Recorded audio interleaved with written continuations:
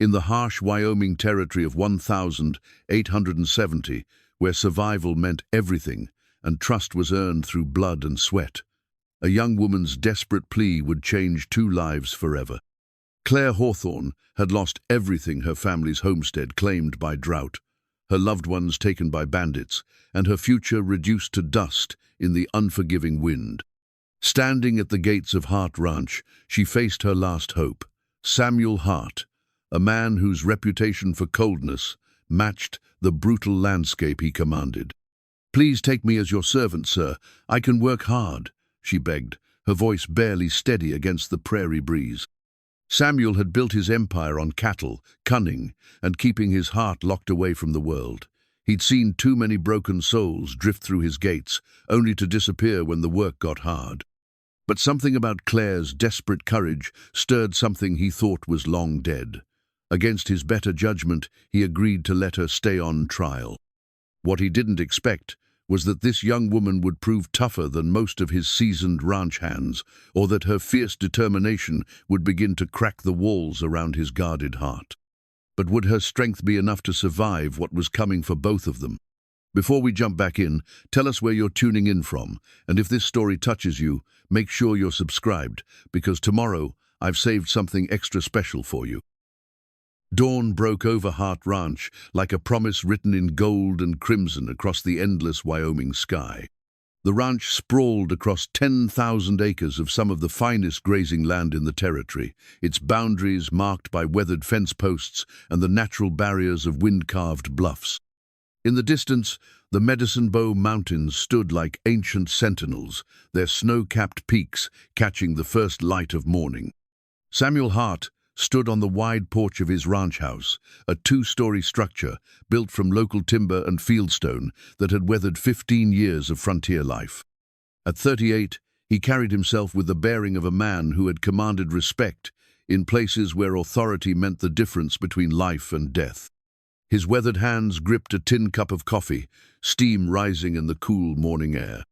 The scar that ran from his left temple to his Jawa memento from the war caught the early light, a reminder of battles fought and friends lost. In the top drawer of his mahogany desk, wrapped in a faded blue cloth, lay a Congressional Medal of Honor. Samuel never spoke of it, never displayed it, never acknowledged its existence. The medal represented a time when he still believed in honor, duty, and the goodness of men. That faith had died alongside his trust in Colonel Marcus Whitmore, the commanding officer who had used Samuel's loyalty to further his own ambitions, leaving good soldiers to die for political gain. The ranch house kitchen hummed with the familiar sounds of morning preparation. Martha Caldwell, the ranch cook and housekeeper, had been with Samuel since the early days. A widow in her 50s with steel-grey hair and hands that could gentle a spooked horse or deliver a stinging rebuke with equal skill. She was the closest thing to family, Samuel allowed himself. "That girl's been up since before dawn," Martha said, nodding toward the window where Clare could be seen hauling water from the well. "Worked in the kitchen until near midnight, then I found her mending fence posts by lamplight." Samuel watched Clare through the window, noting the determined set of her shoulders, despite the exhaustion that must be pulling at her bones. Her dress, once a deep blue, had faded to the color of winter sky, and careful patches revealed a woman who knew the value of making things last. The tattered hem spoke of hard miles, walked and harder decisions made. "She'll run off by week's end," Samuel said, though his voice lacked conviction. "They always do when the work gets real." Martha snorted. "That one's got steel in her spine. Question is whether you've got the sense to see it." The bunkhouse was stirring to life, and Samuel could hear the familiar sounds of his ranch hands beginning their day. He employed 12 men year-round, with additional hands during roundup and calving season. They were good men, mostly hard-working cowboys, who understood that Hart Ranch paid fair wages for honest work, and that Samuel Hart's word was his bond.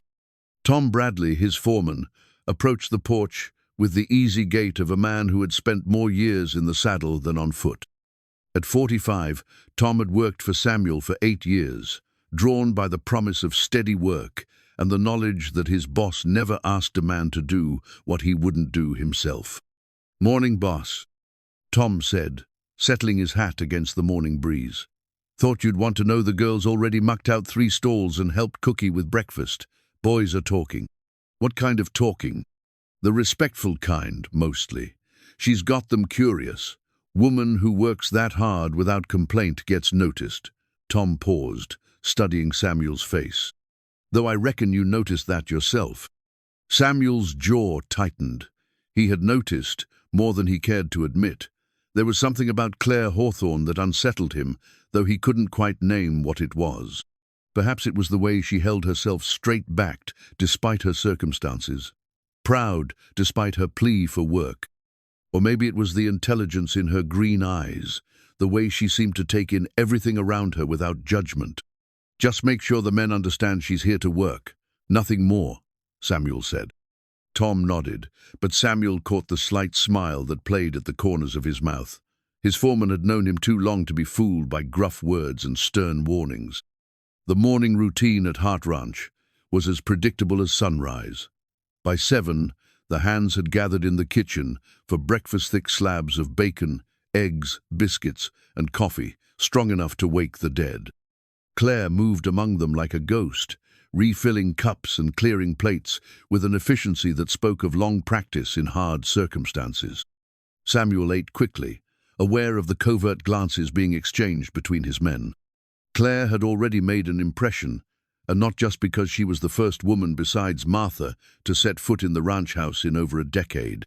There was something about her quiet competence, her refusal to seek special treatment, that commanded respect. After breakfast, Samuel assigned Clare to kitchen duties and light cleaning, work that would keep her close to the house and away from the more dangerous aspects of ranch life. She accepted the assignments without question, though he caught a flicker of something in her eyes, disappointment perhaps, or determination to prove herself capable of more. As the morning progressed, Samuel found himself making excuses to pass through the kitchen. Each time, he discovered Clare had exceeded his expectations. The floors gleamed, the copper pots shone like mirrors, and the bread she had baked filled the house with the warm scent of home. More than that, she had somehow coaxed life back into Martha's prized herb garden, the one that had been struggling since the harsh winter.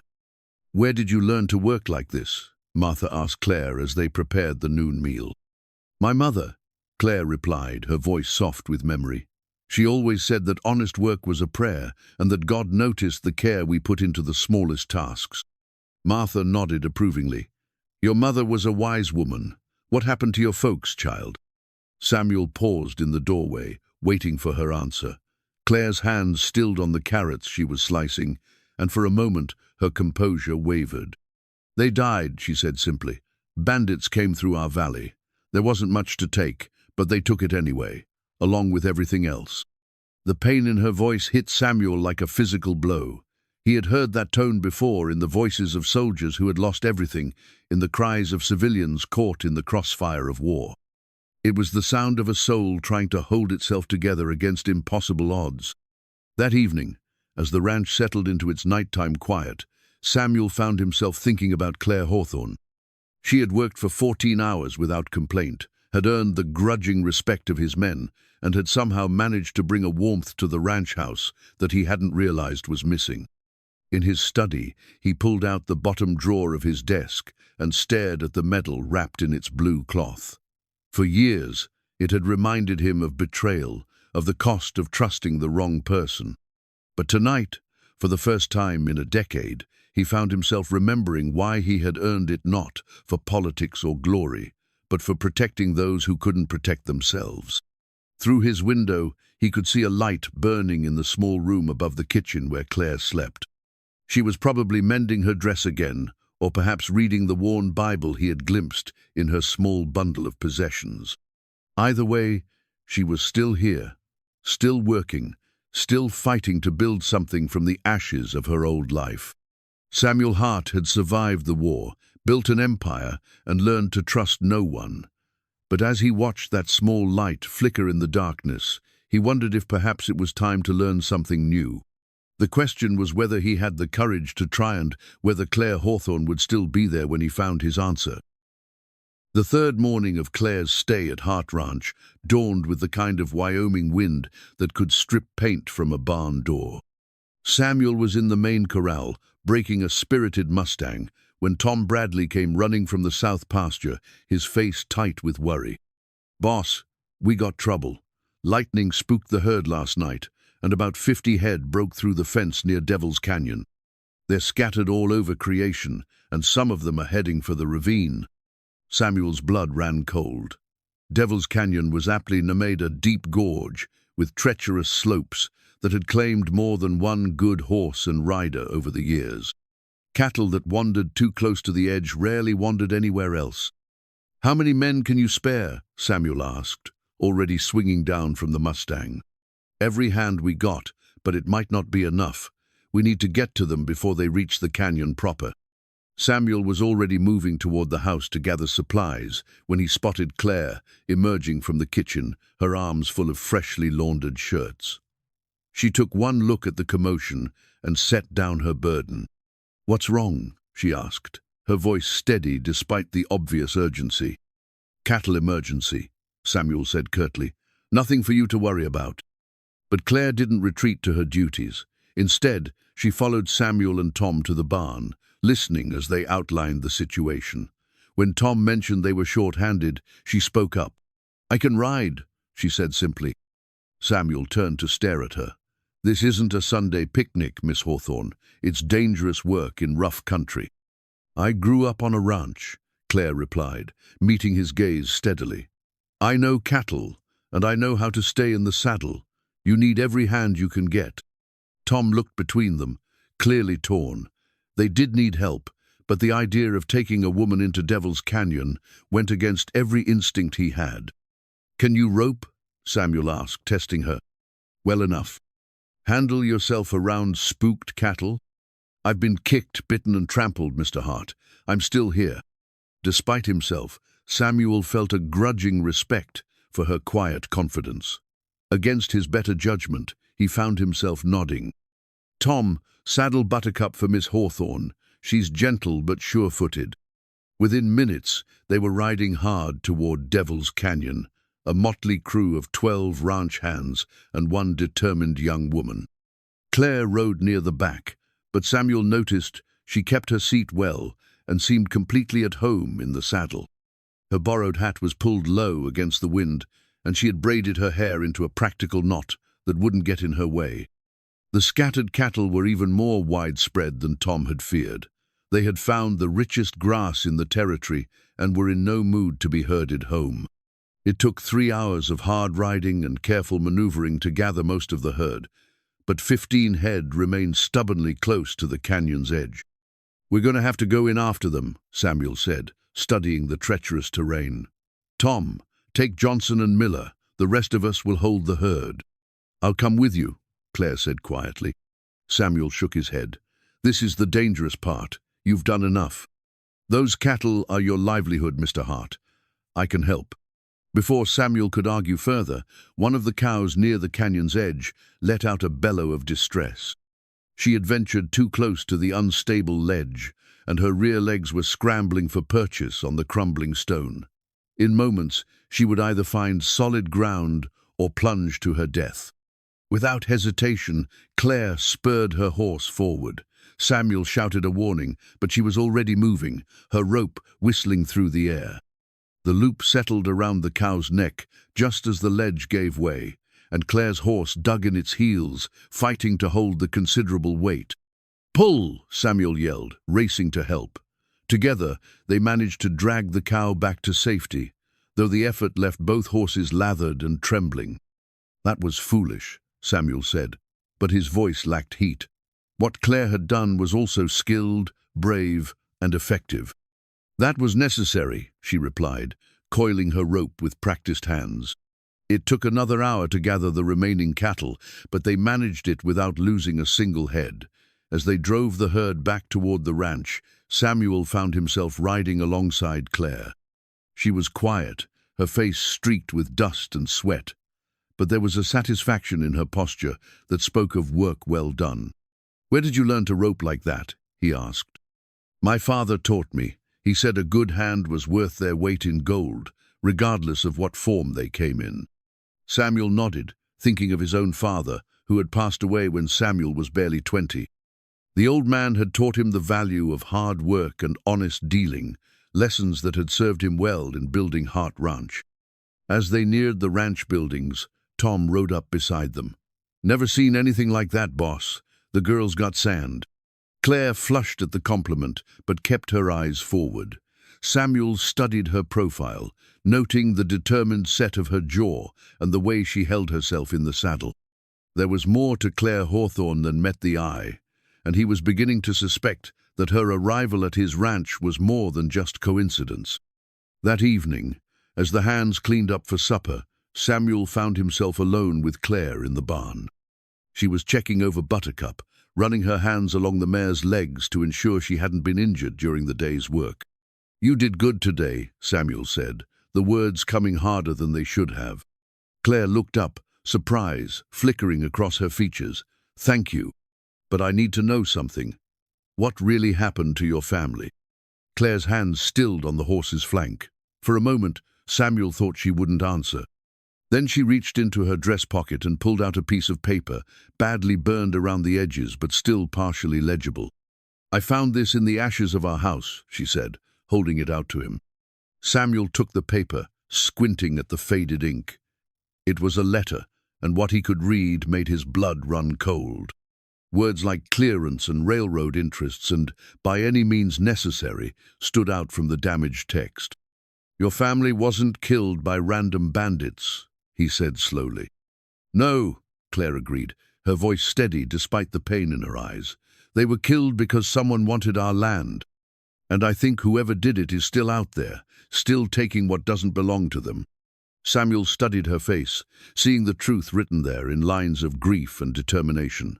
"Why didn't you tell me this before?" "Because I wasn't sure I could trust you. Because I've learned that trusting the wrong person can get you killed." She paused, then added quietly, "But after today, I think maybe I can." Samuel felt something shift in his chest, a crack in the wall he had built around his heart. This young woman had already proven herself brave and capable, but now he saw something else: strength born of suffering, a determination forged in loss. She reminded him of himself, in the days before betrayal had taught him to keep the world at arm's length.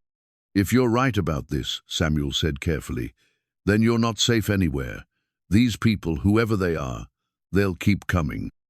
"I know," Clare said simply, "but I can't run forever. Sometimes you have to stand and fight." Samuel nodded, recognizing the truth in her words. He had been running in his own way for years, hiding behind his ranch and his reputation, keeping everyone at a distance. But perhaps it was time to stop running. Perhaps it was time to fight for something worth protecting. "All right," he said, "then we'll figure this out together. But from now on, you tell me everything. No more secrets." Clare smiled then, the first genuine smile he had seen from her since she arrived. It transformed her face, chasing away the shadows of grief and revealing the young woman she might have been under different circumstances. "No more secrets," she agreed. As they walked back to the house together, Samuel felt the weight of responsibility settling on his shoulders. He had agreed to help Clare, but he suspected he was also walking into something far more dangerous than a simple land dispute.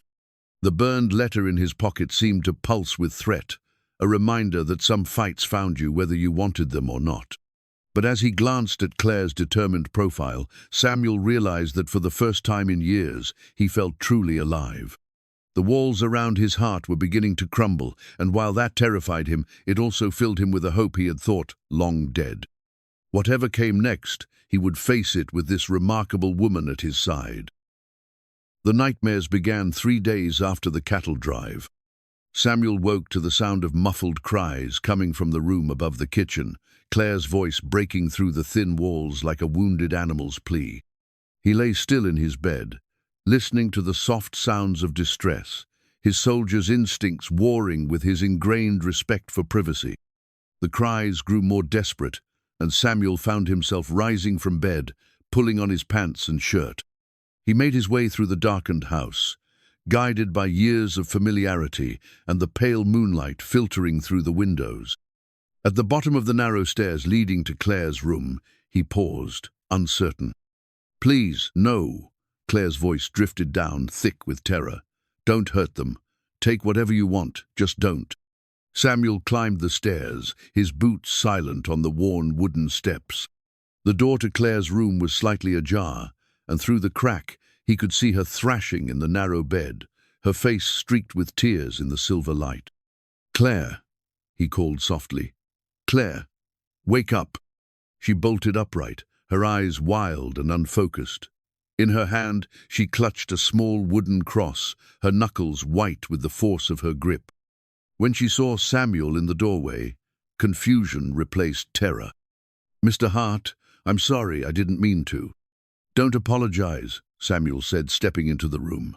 "I know what nightmares can do to a person." Clare wiped her eyes with the back of her hand, embarrassed by her vulnerability. "I thought they would stop. It's been almost 2 months since." "They don't stop," Samuel said gently. "They just change. Sometimes they get quieter, but they don't disappear."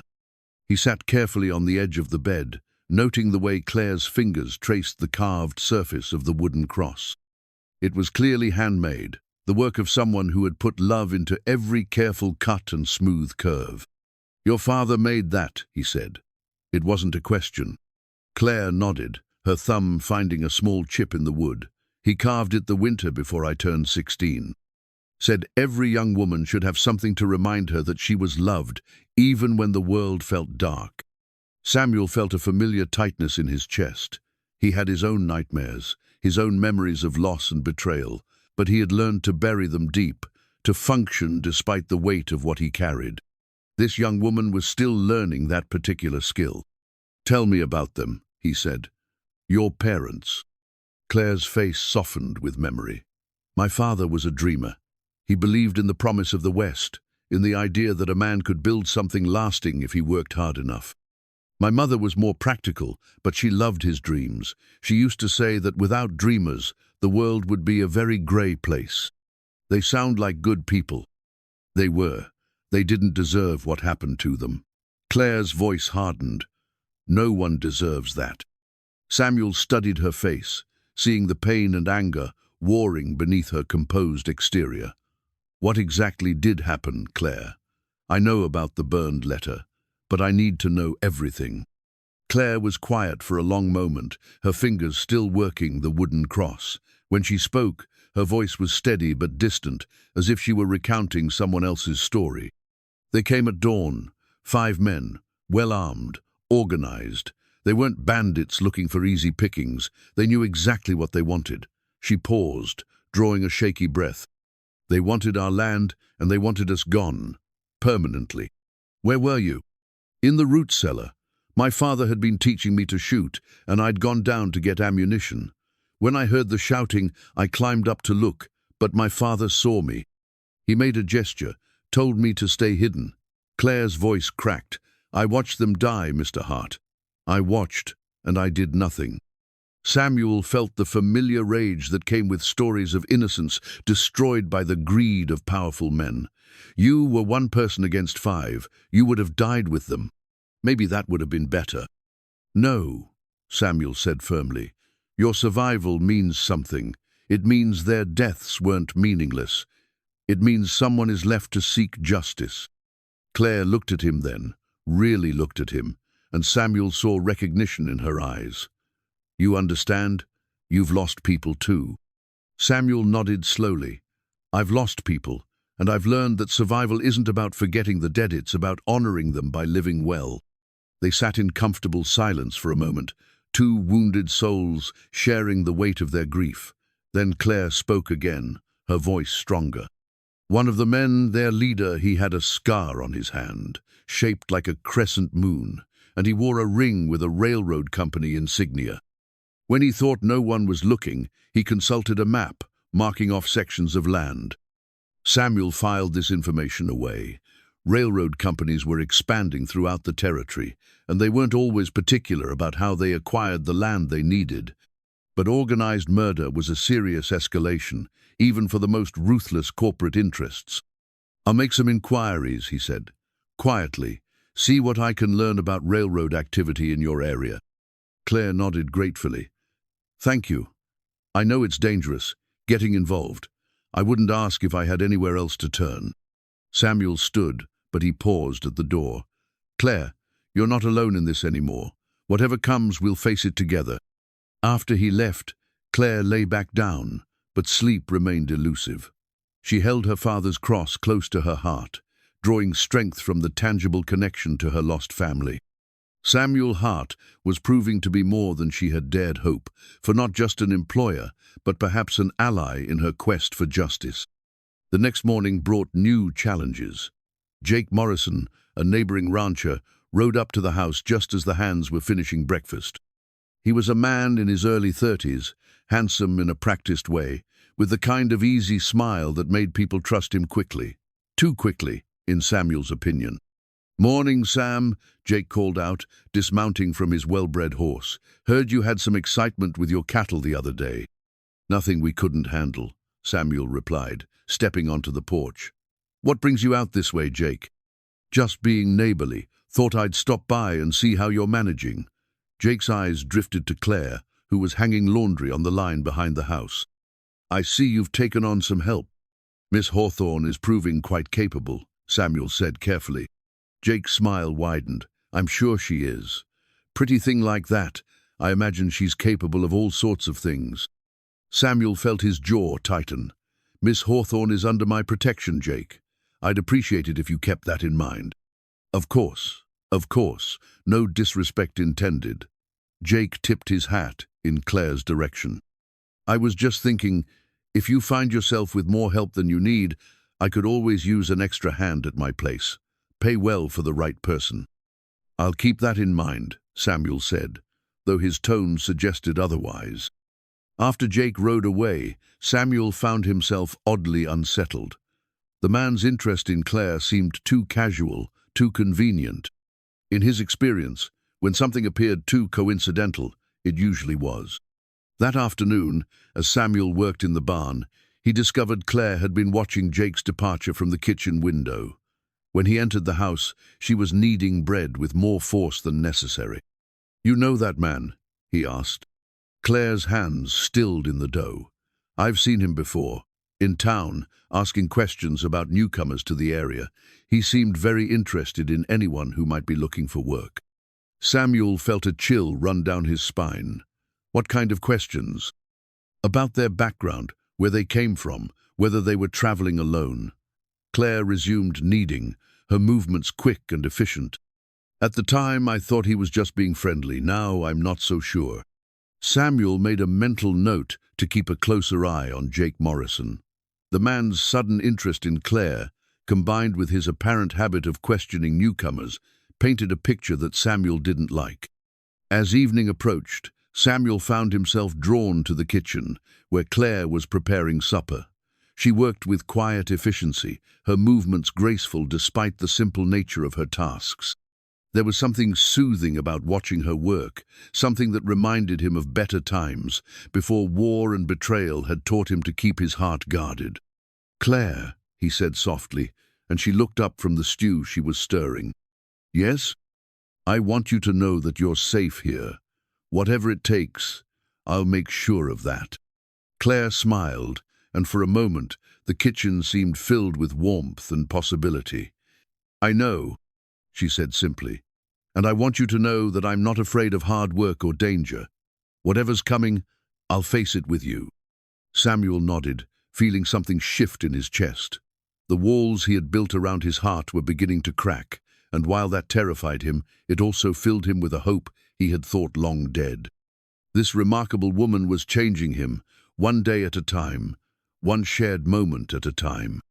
Outside, the wind picked up, rattling the windows and reminding them both that winter was coming.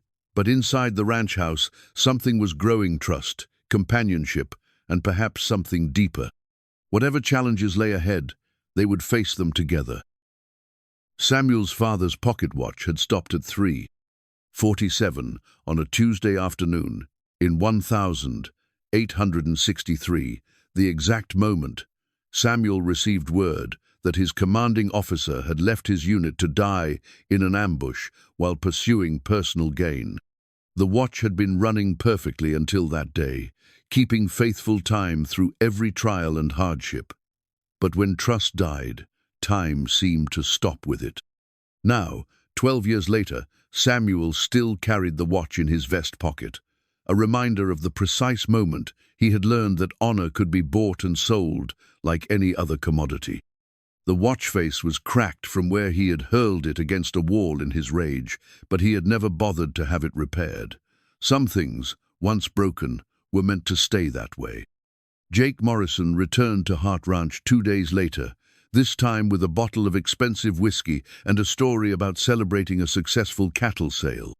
Samuel accepted the drink with polite reservation, but he noted how Jake's eyes seemed to catalogue every detail of the ranch house, from the sturdy furniture to the well-maintained equipment visible through the windows. "You've built quite an operation here, Sam," Jake said, settling into a chair on the front porch. "Must be worth a considerable sum." "It serves its purpose," Samuel replied carefully. "Keeps the bills paid and the hands employed." Jake nodded, swirling the whiskey in his glass. "I hear tell the railroad's been making inquiries about land in this area, surveying for a new line to connect with the Union Pacific." Samuel's hand instinctively moved to his vest pocket, fingers finding the motionless watch. "Is that so? Might be worth looking into. Railroad company pays top dollar for the right parcels. A man could retire comfortably on what they're offering." "I'm not looking to retire," Samuel said, but he filed the information away. Railroad expansion was a common topic of conversation in the territory, but Jake's casual mention felt deliberate. Clare appeared in the doorway with a tray of coffee and fresh biscuits. Jake's demeanor changed immediately, his smile becoming warmer, more predatory. "Miss Hawthorne," he said, rising to his feet. "You're looking well. Ranch life seems to agree with you." "Thank you, Mr. Morrison," Clare replied politely, setting the tray on the small table between the chairs. Samuel noticed she didn't quite meet Jake's eyes. "I was just telling Sam about the railroad opportunities in the area," Jake continued. "Might be something a forward-thinking young lady like yourself would find interesting." Clare's hand trembled slightly as she poured the coffee. "I'm afraid I don't know much about railroad business, Mr. Morrison." "Well, perhaps I could explain it to you sometime. Over dinner, perhaps. I know a fine establishment in town." Samuel felt a surge of something that might have been jealousy, though he told himself it was simply protective instinct. "Miss Hawthorne has her duties here," he said firmly. Jake's smile never wavered, but Samuel caught a flicker of something cold in his eyes. "Of course, I wouldn't want to interfere with her work." After Jake left, Samuel found Clare in the kitchen, washing dishes with unnecessary vigor. Her face was flushed, and she scrubbed each plate as if it had personally offended her. "You don't like him," Samuel observed. Clare paused in her washing. "There's something about him that doesn't feel right. The way he looks at things, at people, like he's calculating their worth." Samuel nodded, understanding exactly what she meant. "What did Martha tell you about my past?" Clare dried her hands on her apron, seeming to consider her words carefully. "She said you were a war hero, that you saved a lot of lives but lost some good friends. She said it changed you, made you careful about who you trust." "Martha talks too much," Samuel said, but there was no heat in his voice. "What else?" "She said your commanding officer betrayed your unit, got good men killed for his own gain." Clare's voice was gentle. "She said you came back broken and that you've been putting yourself back together ever since." Samuel pulled out his pocket watch, its broken face catching the afternoon light. "This stopped the day I learned that honor could be bought and sold. I've carried it ever since, as a reminder." Clare studied the watch, noting the crack that split the face in two. Sometimes broken things can be made beautiful again, not the same as they were, but beautiful in a different way. And sometimes they're too broken to fix. Clare met his eyes then, and Samuel saw understanding there. "I don't think that's true. I think broken things just need the right hands to mend them." That evening, Samuel found himself lingering in the kitchen after supper, watching Clare work. She moved with quiet efficiency, her hands skilled and sure. There was something peaceful about her presence, something that made the empty corners of the ranch house feel less hollow. "Claire," he said softly, and she looked up from the pie she was preparing for tomorrow's dinner. "Yes?" "Be careful around Jake Morrison. I don't trust his intentions." Claire nodded. "I will. But Samuel, what if he's connected to what happened to my family? What if his interest in me isn't coincidental?" Samuel felt his chest tighten. The thought had occurred to him, but hearing Claire's voice, it made the possibility more real, more dangerous. "Then we'll be ready for him. I've been thinking about that burned letter. The way it was written, the language they used, it sounded official, like there was a larger organization behind it." Samuel moved closer, drawn by the worry in her voice. "You think Jake might be part of that organization?" "I don't know. But his questions about newcomers, his sudden interest in railroad opportunities, the way he looks at your ranch like he's measuring it." Claire shook her head. "It feels like more than neighborly curiosity." Samuel reached out without thinking, his hand covering hers where it rested on the counter. The contact sent a jolt through him, warm and unexpected. Claire didn't pull away, and for a moment they stood connected by more than shared concern. "We'll figure this out," Samuel said, his voice rougher than intended. "I won't let anything happen to you." Claire's eyes searched his face. "And I won't let anything happen to you either. We're in this together now." The moment stretched between them, heavy with unspoken understanding. Samuel became aware of how close they were standing, of the scent of lavender in Claire's hair, of the way the lamplight turned her eyes to emerald. His thumb traced across her knuckles without conscious thought, and he saw her breath catch. "Samuel," she whispered, and the sound of his name on her lips sent heat racing through his veins. Before he could stop himself, he leaned closer. Claire's lips parted slightly, her face tilting up toward his. For a heartbeat, they hovered on the edge of something that would change everything between them. Then the kitchen door burst open, and Tom Bradley stumbled in, hat in his hands and worry written across his weathered features. "Boss, sorry to interrupt, but we got problems. Johnson found fresh tracks near the north fence line. Looks like someone's been watching the ranch." Samuel stepped back from Claire, his hand falling away from hers. The moment was broken, but the awareness between them remained, electric and undeniable. "How fresh?" Samuel asked, forcing his mind back to business. "Hours, maybe less. And boss?" "The tracks show at least 3 riders, all wearing boots with military-style heels. Professional, not some drifters looking for easy pickings."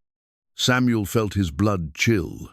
Military heels suggested organization, training, purpose. Combined with Jake Morrison's sudden interest and the railroad talk, a picture was beginning to form he didn't like. "Double the night watch," Samuel ordered. "And from now on, nobody rides alone. Not until we know what we're dealing with." Tom nodded and headed back out, leaving Samuel and Claire alone once again. But the spell was broken, replaced by the cold reality of danger closing in around them. "It's starting, isn't it?"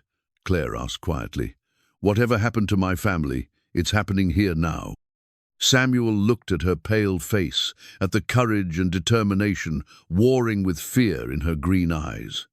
The broken watch in his pocket seemed to pulse with warning, reminding him of the cost of trusting the wrong people. But as he looked at Claire, he realized that some risks were worth taking. "Then we'll be ready," he said. "And Claire, when this is over, when we've dealt with whatever's coming, we need to finish what we started here tonight." Claire's cheeks colored, but she met his gaze steadily. "Yes," she said simply. "We do." Outside, the wind howled through the Wyoming darkness, carrying with it the promise of storms to come. But inside the ranch house, something new was taking root, fragile and precious, but growing stronger with each shared glance and touch. Whatever trials lay ahead, they would face them together, their broken pieces slowly mending into something beautiful and whole.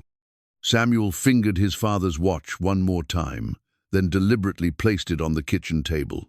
Some things that had stopped working could be repaired, given time and the right touch. Perhaps it was time to start believing in second chances again. The surveyor's map fell from Jake Morrison's saddlebag like a whispered confession.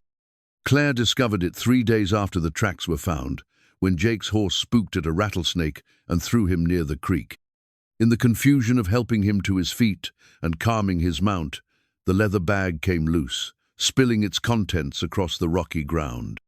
"Let me help you," Clare said, kneeling to gather the scattered papers.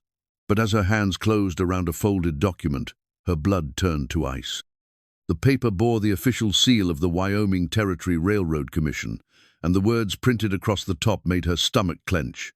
Proposed rail line extension, priority land acquisition. Jake snatched the paper from her hands with more force than necessary, his easy smile slipping for just a moment. "Just boring business papers," he said, stuffing the map back into his saddlebag. "Nothing that would interest a lady." But Clare had seen enough. The map showed a red line cutting directly through Hart Ranch, with smaller marks indicating other properties in the area. Her family's homestead was there too, marked with a black X and the notation, "Cleared, October 1875. Cleared, as if her parents' lives had been nothing more than an item to check off a list.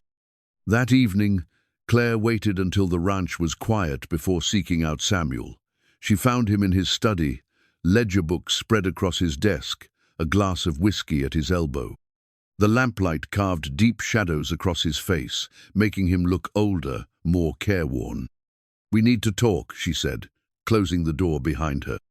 Samuel looked up, immediately alert to the tension in her voice. "What is it?" Clare described the map, every detail burned into her memory. As she spoke, Samuel's expression grew darker, his hand unconsciously moving to the pocket watch that now lay on his desk, its broken face reflecting the lamplight. "A railroad line through Hart Ranch would be worth millions to the right company," Samuel said finally.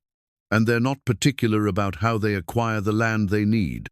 My family was just the beginning, wasn't it?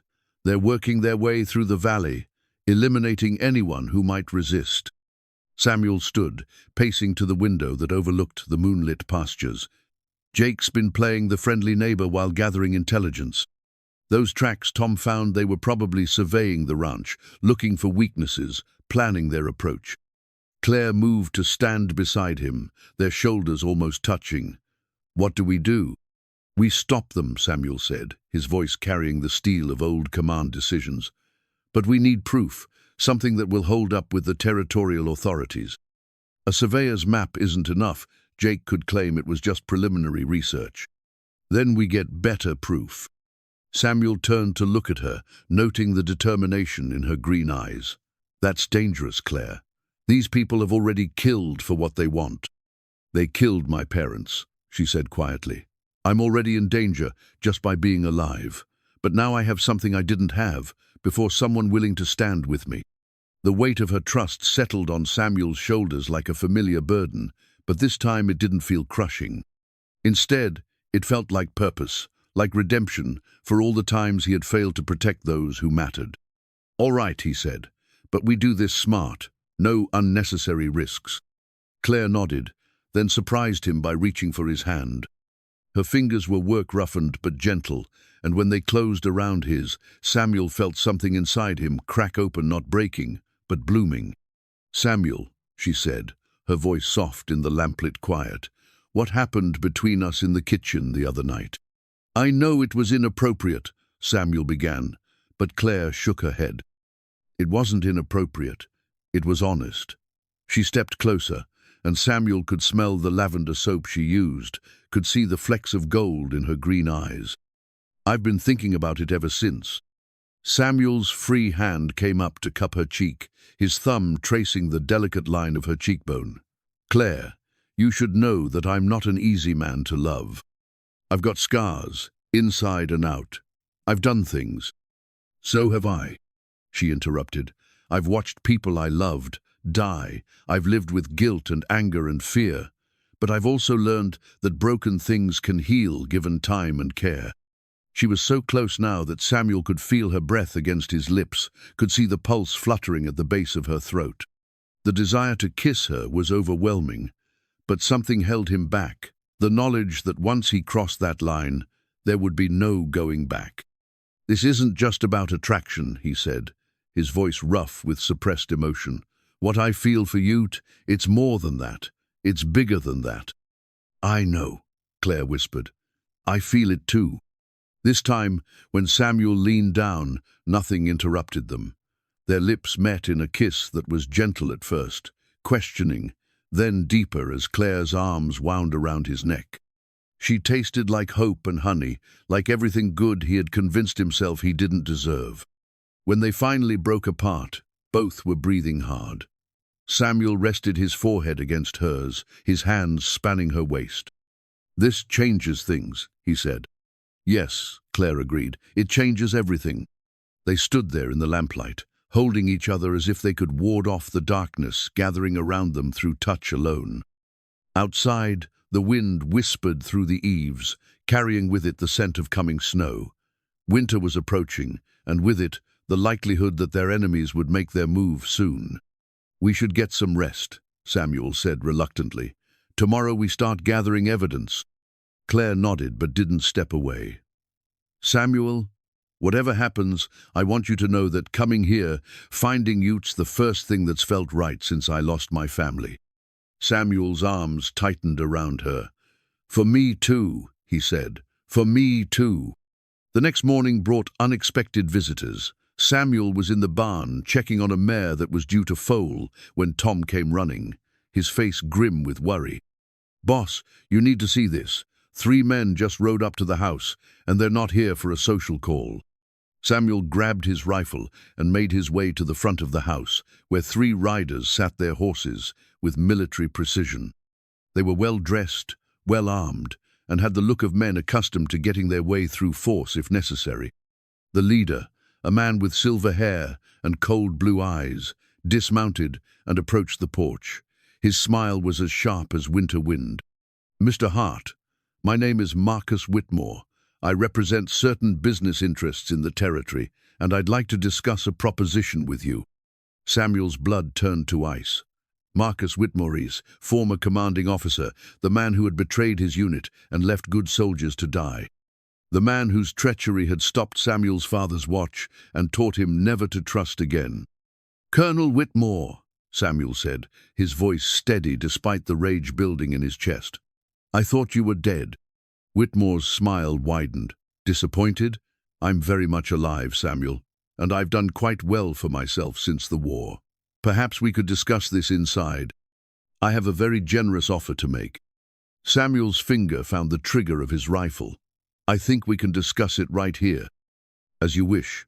Whitmore gestured to his companions, who remained mounted, but alert. "I'm here on behalf of the Wyoming Territory Railroad Commission. We're prepared to offer you a very fair price for your ranch twice, what it's worth, in fact. And if I refuse?" Whitmore's expression didn't change, but something cold flickered in his eyes. "I'd hate to see such a productive operation face the kind of difficulties that have befallen other ranches in the area. Cattle disease, property damage, unfortunate accidents.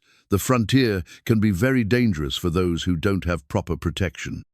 Samuel felt the familiar rage building, the same fury that had consumed him when he learned of Whitmore's betrayal. But this time, he had something to fight for beyond his own wounded pride. He had Clare, he had his ranch, he had a future worth protecting. "Get off my land," Samuel said quietly, "and don't come back." Whitmore studied him for a long moment, then shrugged. "I'm disappointed, Samuel. I had hoped we could settle this like civilized men. But if you prefer to do things the hard way," he remounted his horse with fluid grace. "Well, I've always admired your stubbornness, even when it was working against you." As the 3 riders departed, Samuel felt Clare's presence beside him. She had emerged from the house during the confrontation, and her face was pale with understanding. "That was him, wasn't it?" she said. "The man who betrayed you." Samuel nodded, his jaw tight with suppressed emotion. "Marcus Whitmore. And now he's behind the railroad scheme that killed your family." Clare's hand found his, their fingers intertwining with desperate strength. "Then we know who we're fighting."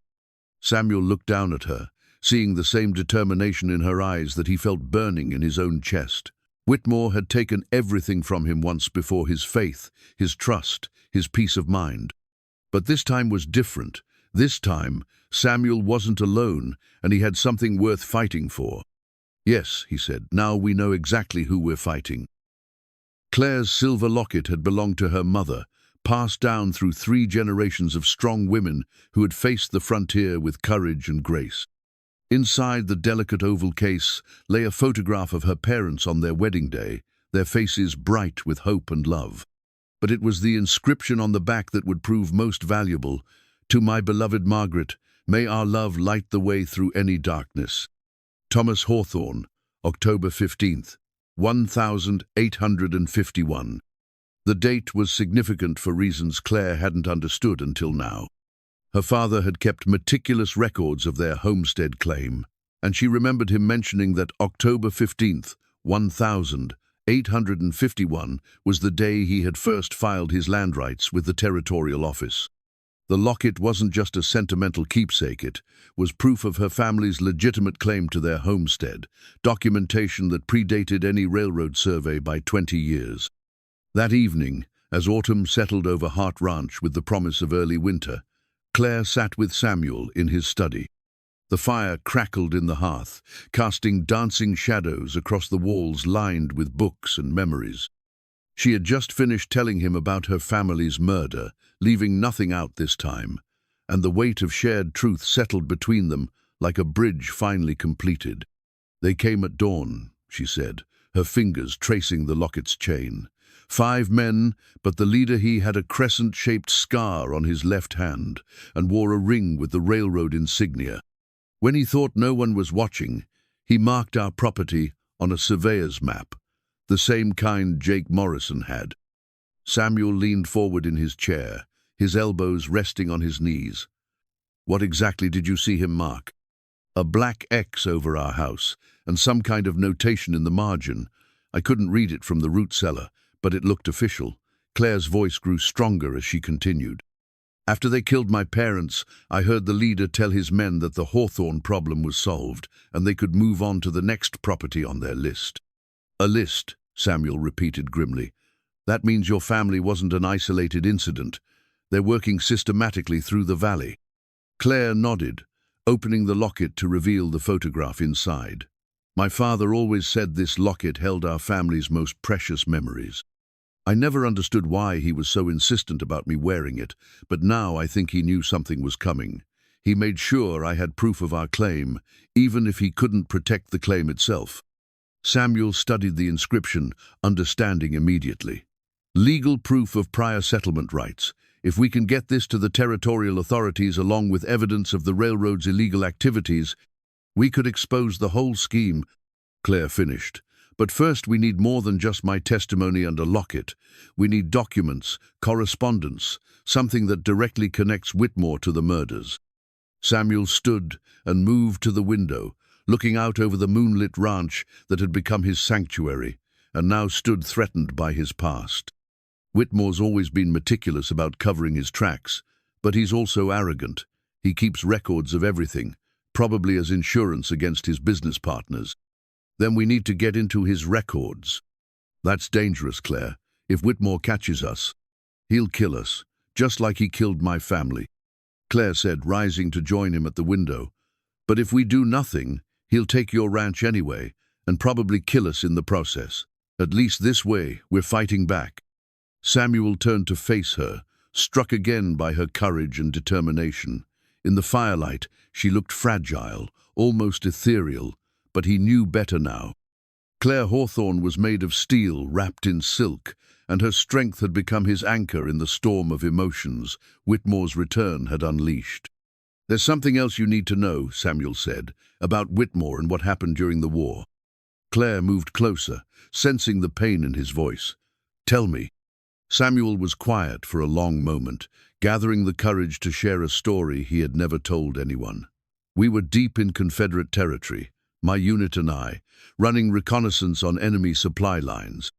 Whitmore was supposed to provide backup, but when the time came, he left us there. 23 good men died, because our commanding officer sold our position to the enemy in exchange for Confederate gold. You survived. Barely. I spent 3 months in a Confederate prison before I could escape. When I finally made it back to Union lines, I found out Whitmore had reported our entire unit killed in action.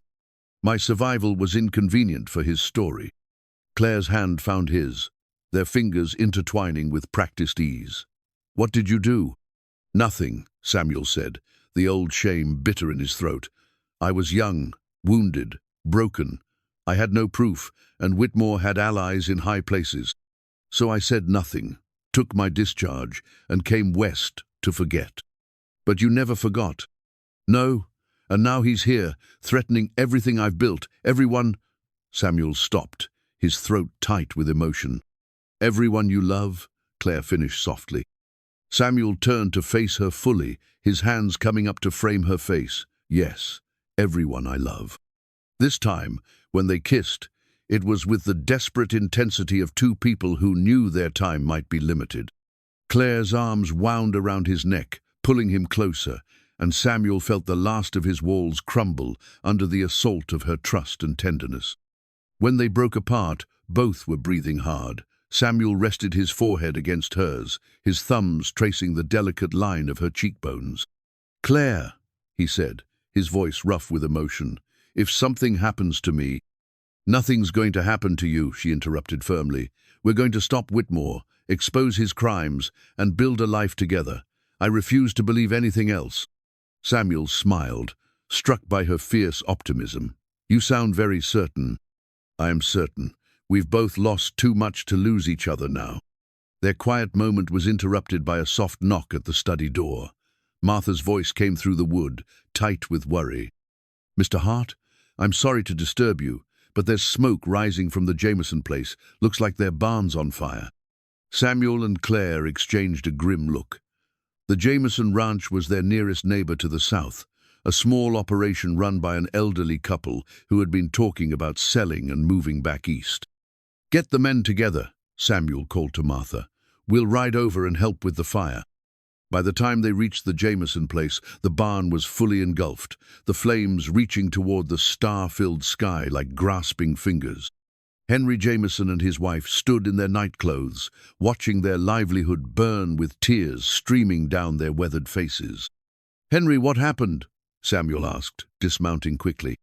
"Don't know," the old man replied, his voice shaking. "Woke up to the smell of smoke, and by the time we got outside, the whole thing was ablaze. Lost everything, hay, equipment, 3 horses. Samuel studied the fire, noting how evenly it was burning, how completely it had consumed the structure in such a short time. This wasn't an accident or a careless spark. This was arson, professional and thorough. "Did you see anyone? Hear anything unusual before the fire started?" Henry shook his head. "Nothing. But Mr. Hart, earlier today we had visitors, 3 men claiming to represent some railroad company. They made us an offer on our land, said we had 3 days to decide." Samuel felt his blood chill. "What did you tell them?" "That we'd think about it. But between you and me, the offer was generous enough to let us retire comfortable." We were leaning toward accepting. Clare stepped forward, her voice gentle but urgent. "Mr. Jameson, can you describe the men who visited you?" Henry's wife, Eleanor, spoke up.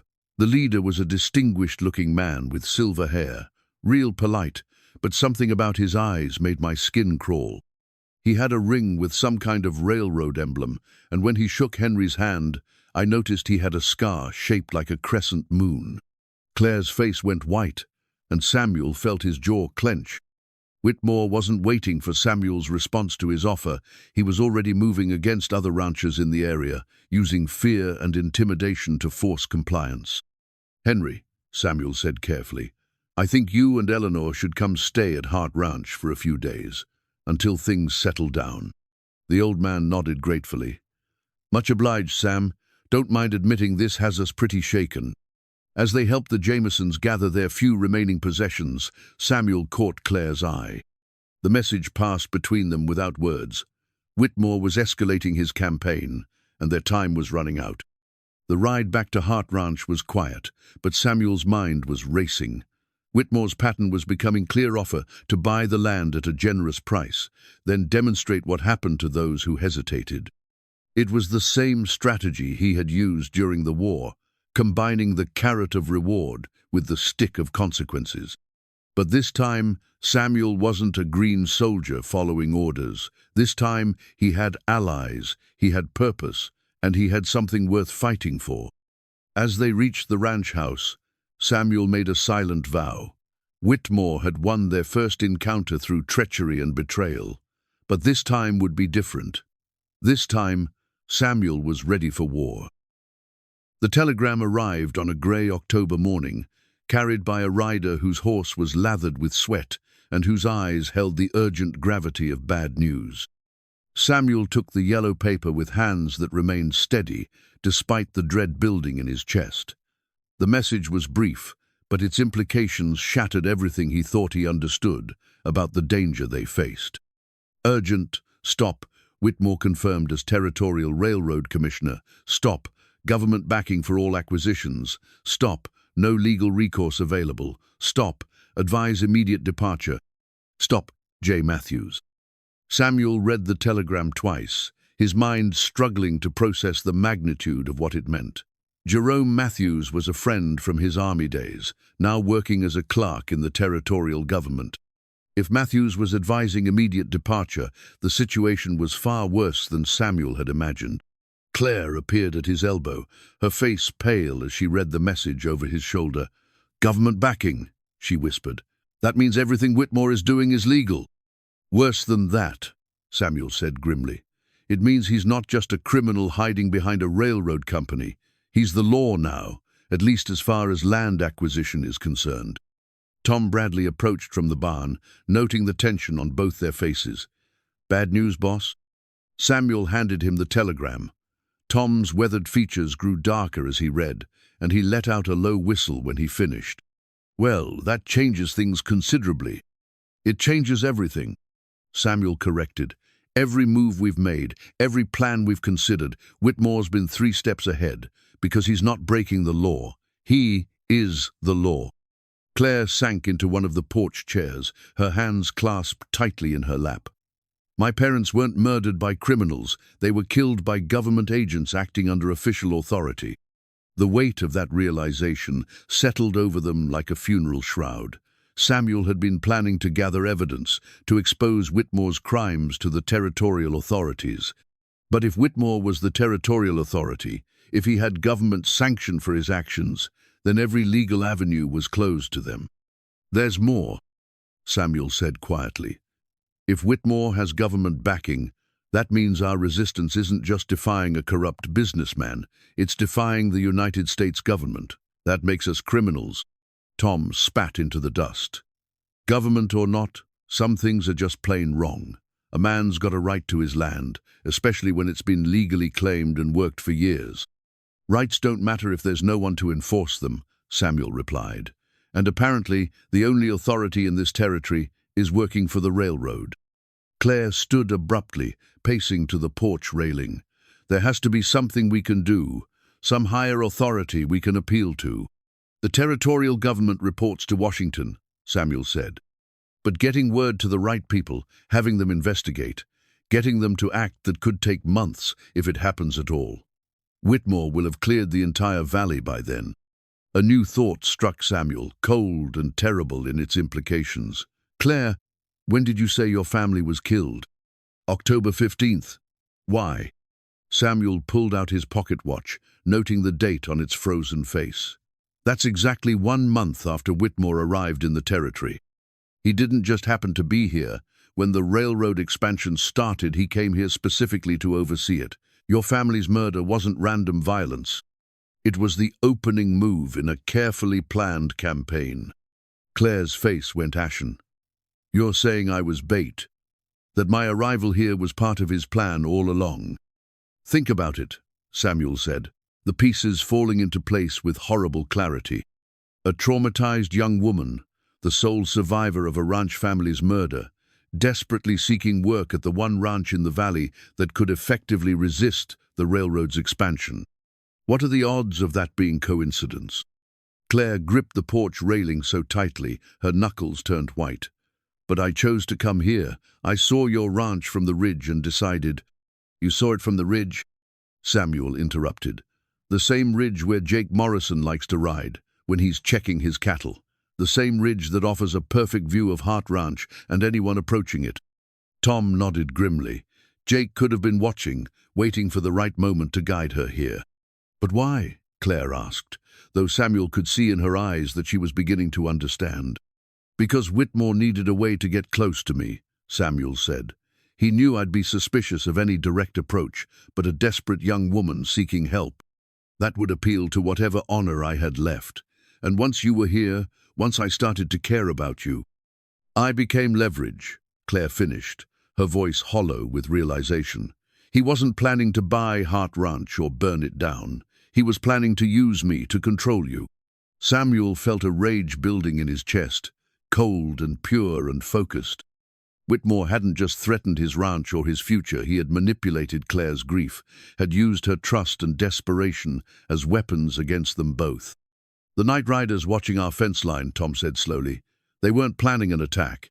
They were making sure Clare didn't try to leave before Whitmore was ready to make his move. And Jake Morrison's sudden interest in railroad opportunities, Samuel added. He was preparing the groundwork, making sure I understood the stakes before Whitmore arrived. Claire turned to face them, and Samuel was struck by the transformation in her expression.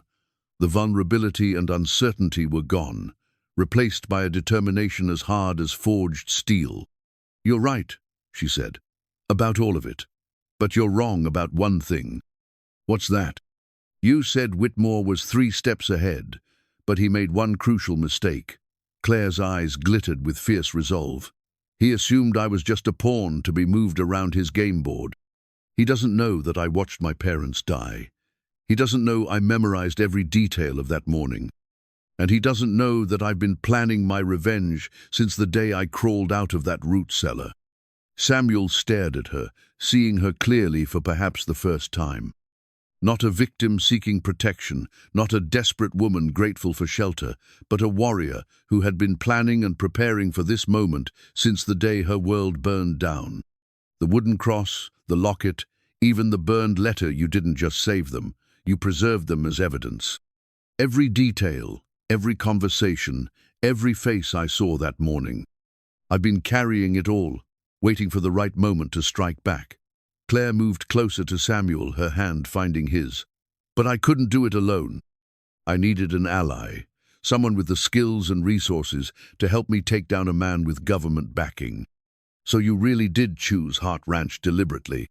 I researched you, Samuel. I knew about your military record, your reputation for honesty, your reasons for distrusting authority.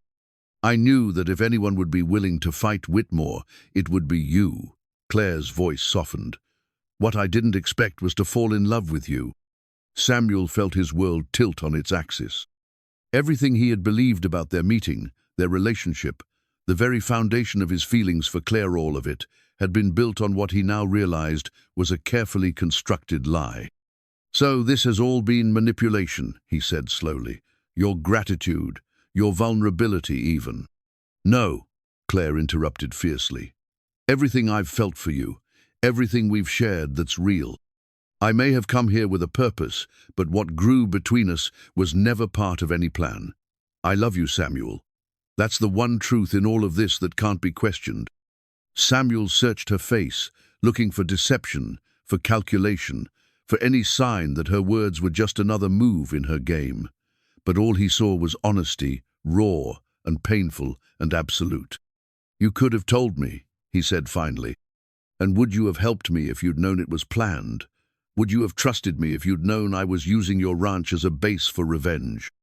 Samuel considered this, forced to admit that the answer was probably no.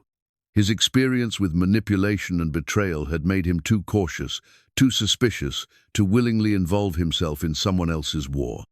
So what now? Tom asked. Whitmore has government backing, unlimited resources, and the law on his side.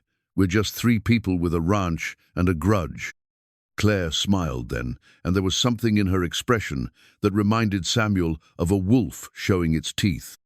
"Now we stop playing by his rules," she said. "Whitmore thinks he's controlling this game because he has official authority, but authority only matters if people respect it. And I don't think the ranchers in this valley are going to be very respectful once they learn the truth about what their government is doing to them." Samuel felt a spark of hope kindle in his chest. "You're talking about rebellion." "I'm talking about justice," Clare corrected. "Whitmore wants to use the law as a weapon. Then we'll show him what happens when good people decide that bad laws don't deserve to be followed." As the implications of her words sank in, Samuel realized that everything had changed once again. They weren't just fighting for Hart Ranch anymore. They were fighting for the principle that power without moral authority was just tyranny in disguise. And for the first time since reading the telegram, Samuel began to believe they might actually have a chance to win. Samuel's military tactical journal lay open on the kitchen table, its leather-bound pages filled with detailed maps, sketches, and strategic notes accumulated over years of frontier life. The journal had been his constant companion since the war, a repository of tactical knowledge that had helped him survive Confederate prisons, hostile territory, and the countless challenges of building a ranch in Wyoming's unforgiving landscape. Now, as autumn deepened toward winter, that same journal would serve a new purpose, planning the defense of everything he had built and everyone he loved. "The ranch house sits on the highest ground," Samuel explained to the assembled group, his finger tracing the hand-drawn map of Hart Ranch. "Good sight lines in all directions, defensible approaches. If we're going to make a stand, this is where we do it." Around the table sat the core of their unlikely alliance. Clare, whose revelation had transformed their understanding of the threat they faced. Tom Bradley, whose loyalty had never wavered. Martha Caldwell, whose fierce protectiveness of the ranch extended to everyone under its roof. And 6 ranch hands who had chosen to stay despite the danger. But their numbers had grown in the 3 days since Clare's revelation. Word of Whitmore's tactics had spread through the valley like wildfire, carried by displaced families and angry neighbors who had seen their friends and relatives driven from land their families had worked for generations. The Jamesons had been joined by the Millers, whose water rights had been mysteriously revoked, and the Clarks, whose cattle had been poisoned by unknown parties the day after they refused a railroad buyout offer. "Whitmore's got maybe 20 men," Samuel continued, consulting his notes. "Professional gunmen, not cowboys. They'll be organized, well-armed, and experienced in this kind of intimidation work. But they're not soldiers, and they're not used to facing organized resistance." Clare studied the map, her mind processing the tactical information with surprising acuity. "What about the law? If Whitmore has government backing, won't he bring territorial marshals?" "He could," Samuel admitted, "but marshals ask questions, file reports, leave paper trails. Whitmore's been operating in the shadows for a reason. The moment this becomes an official government action, people in Washington start paying attention. He can't afford that level of scrutiny." Tom Bradley leaned back in his chair, his weathered face grim with determination. "So, it comes down to a fight. Us against his hired guns." "Not just us," Clare said, her voice carrying quiet confidence. "I've been talking to the displaced families, the ones who lost everything to Whitmore's tactics. They want to fight back, but they needed someone to organize them, to give them hope that resistance was possible." Samuel looked at her with a mixture of admiration and concern. "Clare, these people have children, elderly relatives. If this goes wrong—" "If we do nothing, Whitmore wins," she interrupted. "He clears the valley, gets his railroad, and moves on to destroy other communities. But if we stand together, if we show that his tactics can be defeated, word will spread. Other communities will find the courage to resist."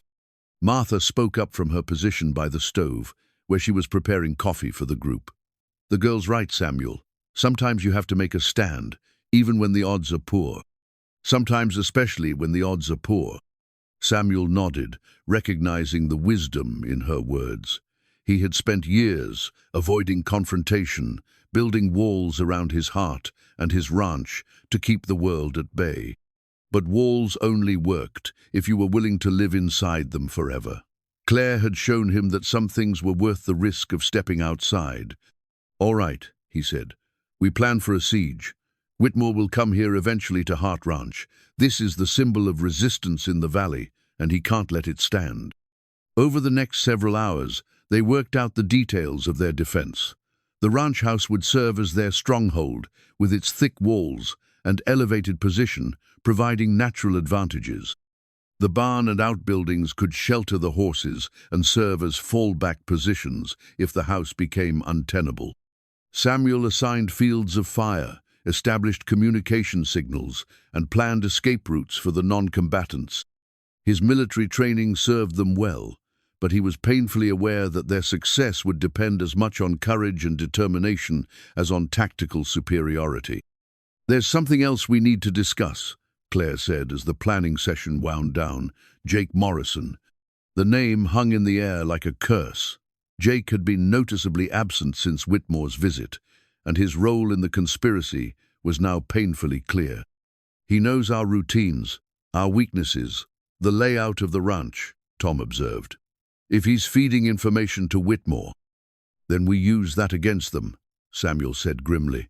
"We let Jake see what we want Whitmore to see, and we keep our real preparations hidden." As night fell, the assembled defenders dispersed to their assigned positions and duties. Some returned to their own properties to gather supplies and weapons. Others began the work of fortifying the ranch buildings. The mood was somber but determined, the gravity of their situation balanced by the knowledge that they were finally taking action. Samuel found himself alone with Clare on the front porch, the autumn stars brilliant overhead and the scent of coming winter sharp in the air. She stood at the railing, her profile etched against the moonlight, and Samuel was struck again by her quiet strength.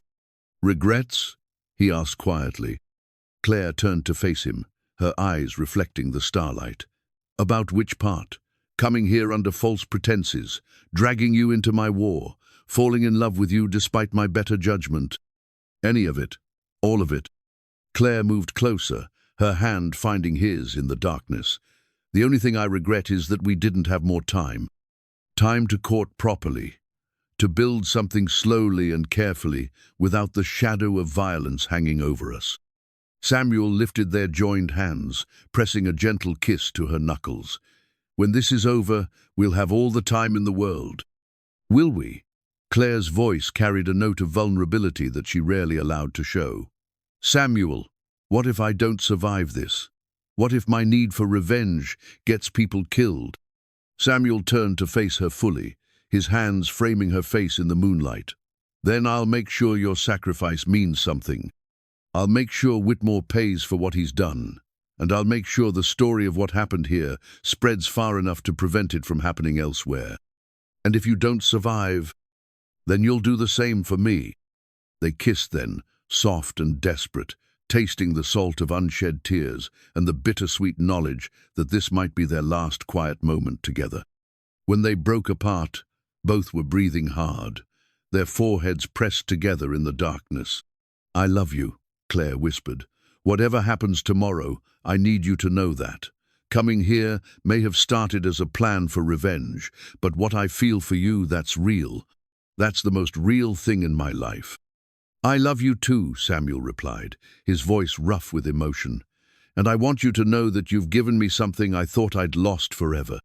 "What's that?" "Hope, purpose, the belief that some things are worth fighting for, even when the fight seems impossible." They stood together in the moonlight, holding each other as if they could stop time through touch alone. Around them, the ranch settled into watchful quiet, defenders taking their positions for what they all knew would be the defining battle of their lives. In his study, Samuel's tactical journal lay open to a page titled "Principles of Defensive Warfare." The first principle, written in his careful script, read, "Know your enemy's capabilities, but fight with your own strengths." Below that, in newer ink, he had added, "Some battles are worth losing if they inspire others to keep fighting." Tomorrow would bring Colonel Marcus Whitmore and his hired guns. Tomorrow would bring the reckoning that had been building since the day Samuel's trust died and his father's watch stopped ticking. But tonight, in the quiet darkness of the Wyoming frontier, two broken people had found each other and chosen to stand together against the storm. Whatever tomorrow brought, they would face it with courage, with love, and with the unshakable conviction that some things were too precious to surrender without a fight. The walls around Samuel's heart had finally crumbled completely, but in their place he had found something far stronger, the resolve to protect what mattered most, no matter the cost. Clare's father's rifle felt solid and familiar in her hands, its weight a comforting reminder of Sunday afternoons spent learning marksmanship in the meadow behind their homestead. Thomas Hawthorne had been a patient teacher, emphasizing accuracy over speed, careful aim over dramatic gestures.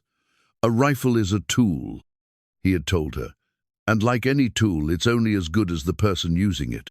Now, as dawn broke grey and cold over Hart Ranch, Clare understood the deeper wisdom of her father's words. This wasn't about the weapon, it was about the resolve of the person holding it. Samuel stood at the window of the ranch house's second floor, his spyglass trained on the eastern approach where dust clouds had been visible since first light. Beside him, Tom Bradley checked and rechecked his ammunition, the nervous energy of coming battle evident in his movements. 22 riders, Samuel reported quietly. Well armed, moving in formation. Whitmore's not taking any chances. Clare joined him at the window, noting the professional spacing of the approaching force. These weren't the random thugs she had expected, but experienced gunmen who knew their business. At their head rode Colonel Marcus Whitmore, his silver hair glinting in the early sunlight, his bearing as erect and commanding as if he were leading a cavalry charge. "He looks different than I expected," Clare murmured. "How so?" "More ordinary. I've spent so many nights imagining the man who killed my parents as some kind of monster, but he just looks like a man," Samuel finished. "Evil rarely announces itself with horns and a pitchfork, Clare. Most of the worst people I've known looked perfectly respectable." Below them, the defenders of Hart Ranch took their positions with grim efficiency. The plan they had worked out over long hours of discussion was about to be tested against the harsh reality of armed conflict. Martha Caldwell and the non-combatants had withdrawn to the root cellar beneath the kitchen, while the Jameson and Miller families had taken refuge in the reinforced barn. Clare watched as Jake Morrison rode up from the south, joining Whitmore's force with the casual ease of a man meeting old friends. The sight of his betrayal, even though it had been expected, still stung. Jake had eaten at their table, accepted their hospitality, all while planning their destruction. "Range?" Samuel asked, his voice professionally calm. 300 yards and closing," Tom replied from his position at the side window.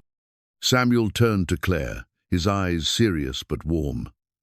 "Last chance to change your mind. You could go to the cellar with Martha." "No," Clare said firmly. "My parents died because they couldn't fight back. I won't make that mistake." Samuel nodded, recognizing the steel in her voice. They had discussed this moment many times over the past 3 days, and he knew better than to question her resolve. Clare Hawthorne had come to Hart Ranch, seeking not just shelter, but the means to achieve justice for her family.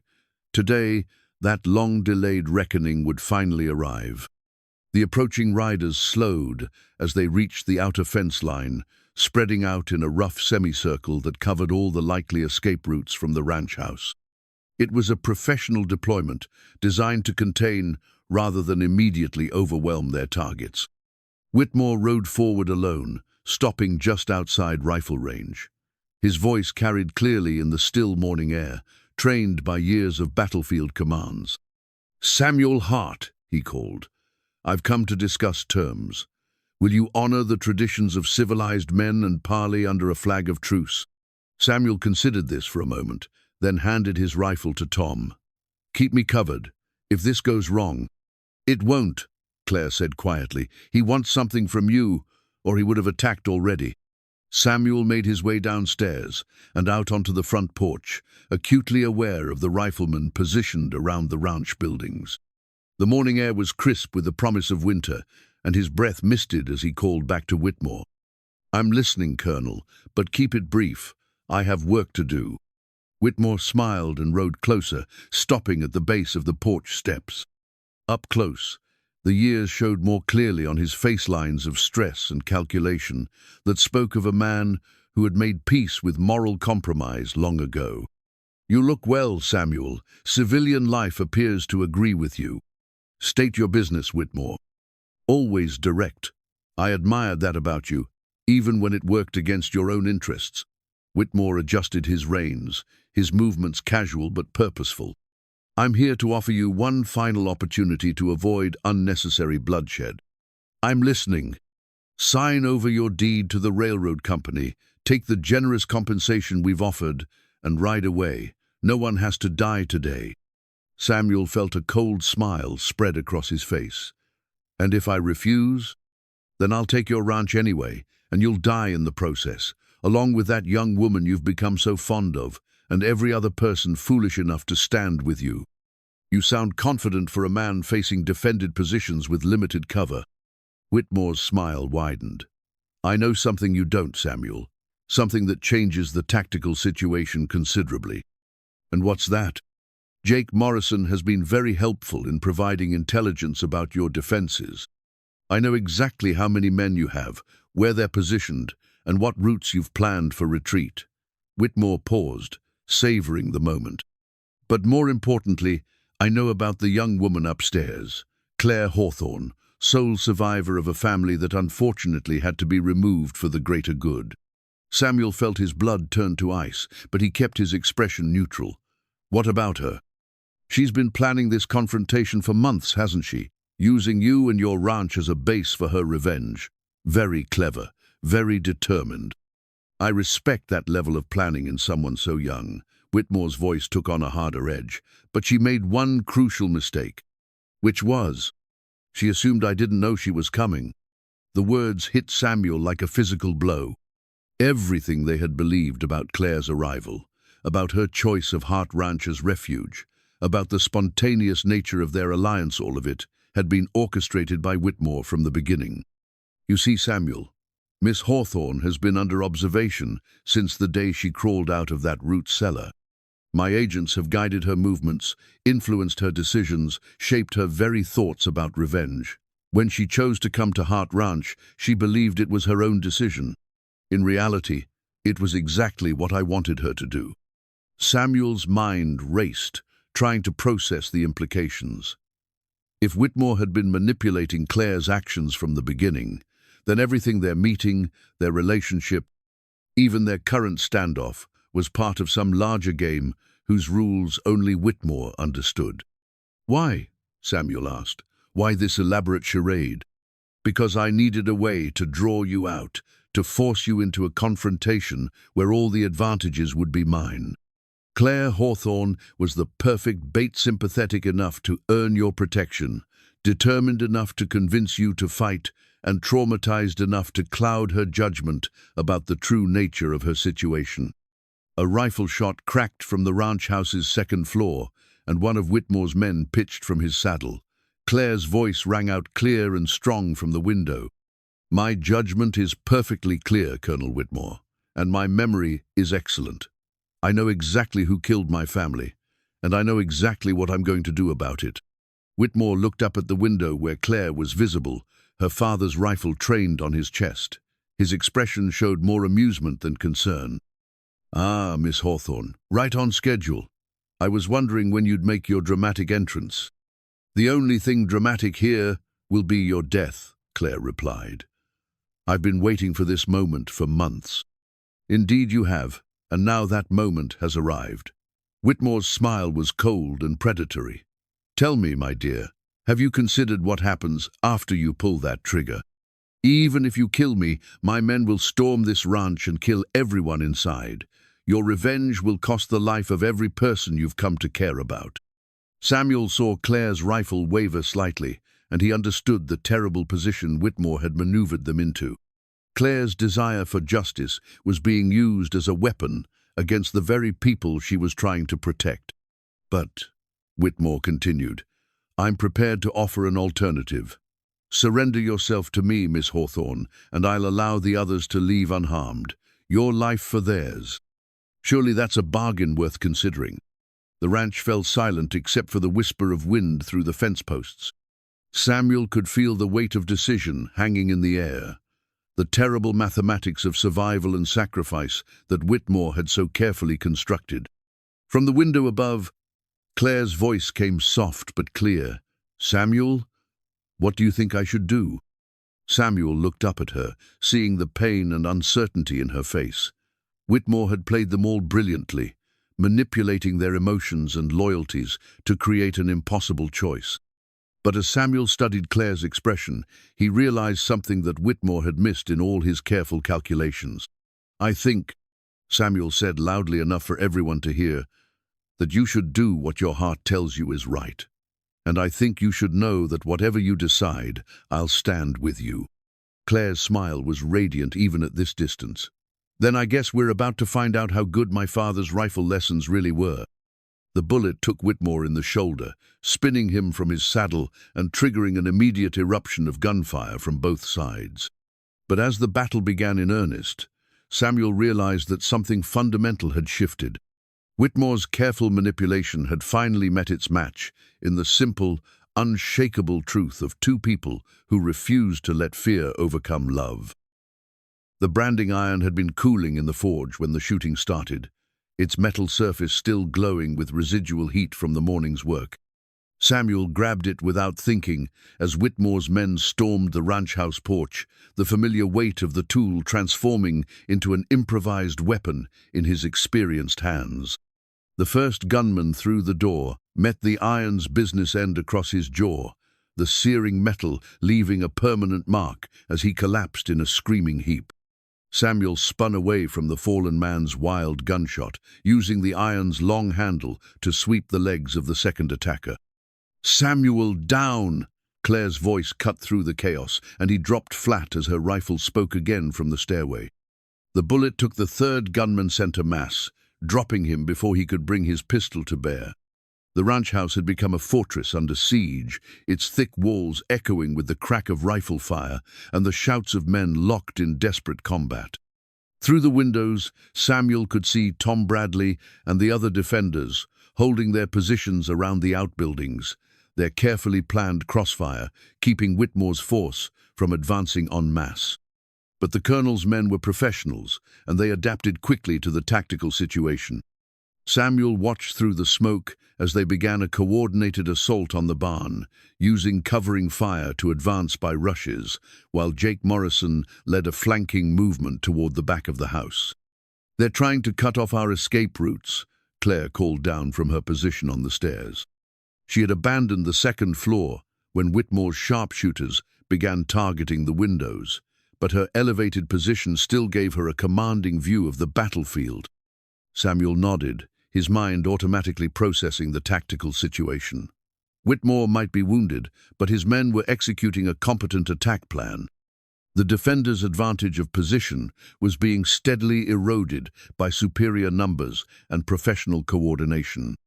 A bullet splintered the doorframe beside Samuel's head, and he returned fire at the muzzle flash, hearing a cry of pain from somewhere in the gun smoke.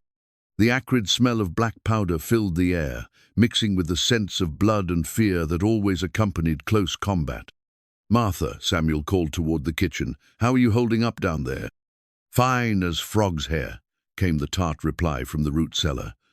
"But these old bones aren't built for crouching, so finish this business quick." Despite the desperate nature of their situation, Samuel found himself smiling. Martha Caldwell had faced down stampedes, blizzards, and drunken cowboys in her time at Hart Ranch. A few hired gunmen weren't likely to rattle her composure. Clare's rifle cracked again, and Samuel heard Jake Morrison's voice raised in anger from somewhere behind the house. Good if Clare was keeping Jake pinned down. That was one less threat to worry about for the moment. But their ammunition wouldn't last forever, and Whitmore's men showed no sign of giving up. Samuel began to consider their options for withdrawal, mapping escape routes in his mind, even as he continued to return fire. Then Clare's voice cut through the din with urgent warning. "Samuel, the barn's on fire." He risked a glance through the front window and felt his heart sink. Smoke was beginning to pour from the barn's loft, and through the haze he could see the orange flicker of flames. Whitmore's men had chosen the oldest tactic in frontier warfare. If you couldn't take a position by storm, you burned it out. "Tom and the others," Samuel began. "Already moving to the second position," Clare reported, her rifle speaking as she covered their withdrawal. "But Samuel, if they fire the house—" "We'll deal with that when it happens," Samuel cut her off, though privately he shared her concern. The ranch house was built of seasoned timber and would burn like a torch once the flames took hold. A new sound entered the thunder of approaching hoofbeats from the south. Samuel's heart sank as he realized Whitmore must have kept reserves in position, ready to exploit any breakthrough. But as the riders came into view, he felt a surge of disbelief. Henry Jameson led the charge, his elderly frame somehow finding the strength to stay in the saddle as he wielded a shotgun with deadly effect. Behind him rode the displaced families from throughout the valleyman, and women who had lost everything to Whitmore's scheme and had finally found the courage to fight back. "Looks like word got around," Clare observed with grim satisfaction. The tide of battle shifted immediately. Whitmore's men, caught between the ranch's defenders and the unexpected arrival of reinforcements, found themselves fighting on two fronts. Samuel saw his opportunity and took it, leading a charge from the house that broke the gunman's wavering line. The branding iron proved its worth as a weapon, its reach and weight giving Samuel an advantage in close quarters. He caught one attacker across the ribs, hearing bones crack under the impact, then reversed his grip to drive the iron's heated tip into another man's shoulder. Around him, the battle devolved into a dozen individual fights, as the carefully organized assault collapsed into chaotic melee. Samuel lost sight of Clare in the smoke and confusion, his heart racing with fear for her safety even as he pressed his own attack. Jake Morrison appeared through the gun smoke, his face twisted with rage and his pistol trained on Samuel's chest. "Should have taken the offer, Sam. Should have walked away when you had the chance." "Should have chosen better friends," Samuel replied, noting the way Jake's gun hand trembled with adrenaline. Jake's finger tightened on the trigger, but before he could fire, Clare materialized behind him like an avenging angel. Her father's rifle descended in a vicious arc, the wooden stock connecting with Jake's skull with a sickening crack. Jake dropped like a stone, his unfired pistol spinning away into the dirt. "That's for my parents," Clare said quietly, then louder, "and for betraying people who trusted you."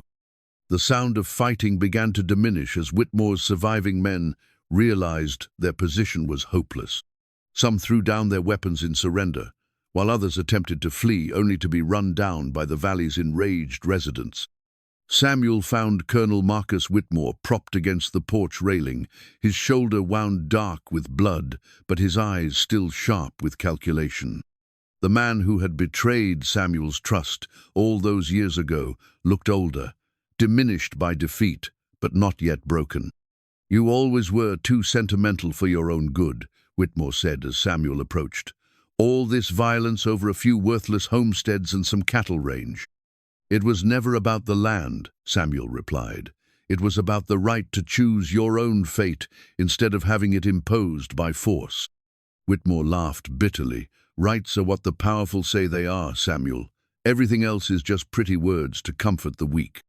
Clare appeared at Samuel's side, her rifle still in her hands, but no longer aimed at any target. She studied Whitmore with the intensity of someone committing every detail to memory. "You killed my parents for a railroad that might never be built," she said quietly. "You destroyed their lives for profit margins and stock options. How do you justify that?" Whitmore met her gaze steadily. "I don't justify it, Miss Hawthorne. I simply did what was necessary. Some people build the future, others get in the way. Your parents chose to get in the way." Clare raised her rifle, and for a moment Samuel thought she might finish what the battle had started. But then she lowered the weapon with visible effort. "No," she said. "You're going to live, Colonel Whitmore. You're going to stand trial for murder, and you're going to tell the whole territory what you've done here. Justice, not revenge." Samuel felt a surge of pride and love for this remarkable woman who had chosen the harder path of justice over the easier satisfaction of vengeance. Around them, the smoke of battle was beginning to clear, revealing the cost of their victory in wounded men and damaged buildings. But they had won. Whitmore's scheme was broken, his authority exposed as the corrupt tool it had always been. The railroad might still come to Wyoming Territory, but it would come through legal means, with fair compensation for those whose land it required. As the sun climbed higher in the autumn sky, the defenders of Hart Ranch began the work of binding wounds, counting losses, and planning for a future that was finally, truly their own to build. The wedding ring had been forged in the old blacksmith shop behind the ranch house, crafted from melted silver, taken from Clare's mother's locket and Samuel's father's pocket watch. Master craftsman Tom Bradley had undertaken the work with unusual care, understanding that this ring would symbolize far more than a simple marriage. It would represent the union of two wounded souls who had found healing in each other's love. Spring had come early to Wyoming Territory in 1876, bringing with it the green promise of new beginnings and the warm sunshine that made even the hardest work feel like celebration. The trial of Colonel Marcus Whitmore had concluded the previous month, his conviction on charges of murder and corruption making headlines across the Western Territories. The scandal had reached all the way to Washington, triggering a congressional investigation that would reshape railroad development policies for years to come. But on this particular morning, as Samuel Hart stood waiting beside the small altar Tom had constructed on the front porch of the ranch house, such weighty matters seemed distant and unimportant. What mattered was the woman walking toward him through the meadow where wildflowers bloomed in defiant abundance, her simple white dress catching the morning light like captured starshine. Clare Hawthorne had changed in the months since the battle that had saved Hart Ranch and exposed Whitmore's crimes. The haunted look had faded from her green eyes, replaced by a confidence and peace that came from justice finally served and love finally acknowledged. She carried a bouquet of the same wildflowers that had grown near her family's homestead, a gesture that honored the past while embracing the future. Behind her walked Martha Caldwell, resplendent in her best dress and acting as both maid of honor and mother figure to the bride who had no family left to witness this moment. The assembled guests' neighboring ranchers, Hart Ranch hands, and the families who had stood with them during the dark days of Whitmore's campaign, watched with the affection and respect accorded to two people who had earned their happiness through courage and sacrifice. As Clare reached the porch and took Samuel's offered hand, he marveled at the journey that had brought them to this moment. 6 months ago, she had knelt in the dust of his ranch yard, begging for work and shelter. Today, she stood as his equal and partner, ready to build a life together based on trust, love, and mutual respect. "Dearly beloved," began Pastor Williams, who had ridden over from Cheyenne to perform the ceremony, "we are gathered here today to witness the union of Samuel Hart and Clare Hawthorne, two souls who have found in each other not just love, but the courage to face whatever challenges life may bring." The pastor's words washed over Samuel like a blessing, but his attention remained focused on Clare's face, memorizing every detail of this perfect moment. When the time came to exchange vows, he spoke from his heart rather than from any prepared text. "Clare," he said, his voice carrying clearly in the still morning air, "when you came to me, I was a broken man living behind walls I had built to keep the world at bay. You showed me that some walls are meant to be torn down, that some risks are worth taking, and that love is always stronger than fear. I promise to stand with you through whatever comes, to protect what we build together, and to love you with everything I have for as long as I draw breath." Clare's eyes sparkled with unshed tears as she spoke her own vows. "Samuel, you gave me more than shelter when I had nowhere else to turn. You gave me hope when I thought it was lost forever. You helped me choose justice over revenge, healing over hatred, and love over loneliness. I promise to be your partner in all things, to share your burdens and multiply your joys, and to love you with a heart that grows stronger every day." When Pastor Williams pronounced them husband and wife, the kiss they shared was witnessed by a sky so blue it seemed painted by divine hand, and a crowd whose cheers echoed across the valley like thunder. As they broke apart, both were laughing through their tears, overwhelmed by the joy of a moment they had feared might never come.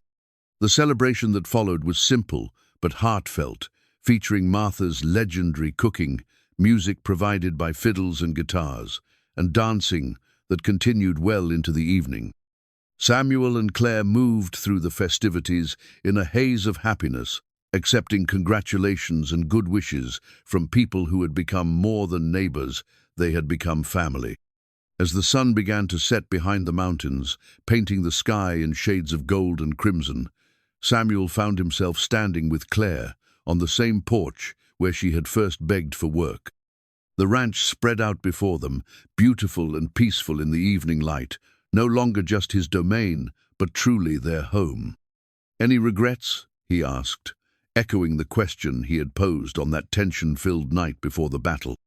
Clare smiled, her hand finding his, with the ease of long practice. "Only that we can't go back and tell our younger selves how it would all work out. Think of all the worry we could have saved ourselves." Samuel laughed, lifting their joined hands to study the simple silver ring that now bound them together. The metal seemed to glow in the sunset light, as if it carried within it all the love and hope they had invested in its creation. "Do you think they would have believed us?" he asked.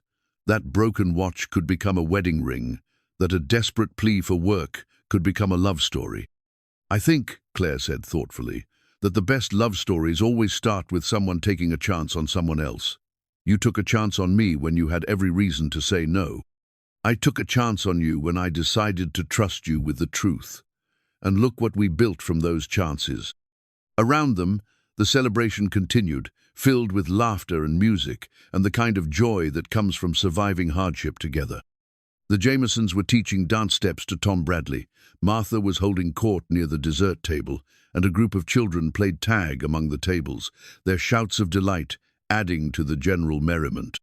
"Speaking of building things," Samuel said, his voice taking on a tone that made Clare look at him curiously, "I've been thinking about the future, about what we want to do with Hart Ranch, now that it's truly ours." "And what have you decided?" Samuel smiled, anticipating her reaction. "I think we should turn the south pasture into a garden. A big one, where we can grow enough vegetables to feed not just ourselves but anyone in the valley who needs help. And I think we should build a school in the meadow where the old line shack used to be." Clare's face lit up with understanding and approval. "For the children who will grow up here, for the families who are starting to settle in the valley now that Whitmore's threat is gone. For the future we want to help create," Samuel agreed. "A future where people look out for each other, where strength is used to protect rather than exploit, where love is valued more than profit." Clare stood on her toes to kiss him, tasting the promise of tomorrow on his lips. When they broke apart, she was smiling with the radiant joy of a woman who had found not just love, but purpose. "I have an idea too," she said. "What if we opened our doors to other people like I was people, who have lost everything and need a place to start over? We could offer them work, teach them skills, help them get back on their feet." Samuel felt his heart swell with pride and love for this remarkable woman who had turned her own suffering into compassion for others. "A sanctuary," he said, "a place where broken things come to be mended." "Exactly." Clare's eyes sparkled with the excitement of shared dreams. "We could call it the Second Chance Ranch." "I like the sound of that," Samuel said, pulling her closer. "Though I think Hart Ranch has a nice ring to it too. How about we keep the name but change the mission?" Clare laughed, the sound like silver bells in the evening air. "Hart Ranch, where second chances begin. I think our guests would appreciate the poetry of it." As the celebration began to wind down and the last of the evening light faded from the sky, Samuel and Clare stood together, watching their friends and neighbors prepare for the journey home. These people had risked everything to stand with them against Whitmore's tyranny, and in doing so, they had forged bonds that would last a lifetime. Tom Bradley approached them. As he prepared to leave, his weathered face creased in a smile of genuine affection. "Best wedding I've ever attended," he said, tipping his hat to the bride, "and the finest boss I've ever had the pleasure to work for." "You're not just my foreman anymore, Tom," Samuel said, clasping the older man's hand. "You're family. This ranch is as much yours as it is ours." Tom's eyes grew suspiciously bright, and he cleared his throat gruffly. "Well, in that case, I suppose I should mention that the mare in the north pasture is showing signs of foaling. Might want to check on her tonight." As the last of the guests departed, Samuel and Clare found themselves alone for the first time as husband and wife. The ranch house glowed with lamplight, welcoming them home to a future that stretched out before them like an unwritten book, full of possibility and promise. "Mrs. Hart," Samuel said, savoring the sound of her new name. "Mr. Hart," Clare replied, her smile soft and loving. "I have to say, I like the way that sounds." They walked hand in hand toward the house where they had fought for their lives and found their love, where they had chosen justice over revenge and hope over despair. Behind them, the Wyoming stars emerged in all their glory, bearing witness to a love story that had been forged in hardship and tempered by courage. In the distance, a train whistle echoed across the valley, the first locomotive to travel the new railroad line that had finally been built through legal means and fair compensation. The sound no longer carried menace, but rather the promise of progress achieved through honor rather than force. Inside the ranch house, Samuel's father's pocket watch sat on the mantel, its hands moving again after years of frozen time. The crack in its face remained, a reminder of past pain, but it no longer defined the timepiece's purpose. Like the love between Samuel and Clare, it had been broken and mended, scarred but not destroyed, made beautiful again through patience and care. As they crossed the threshold together, Clare paused to look back at the valley that had become their home, the land they had fought to protect, the community they had helped to build. Tomorrow would bring new challenges, new opportunities to serve others and strengthen the bonds they had forged.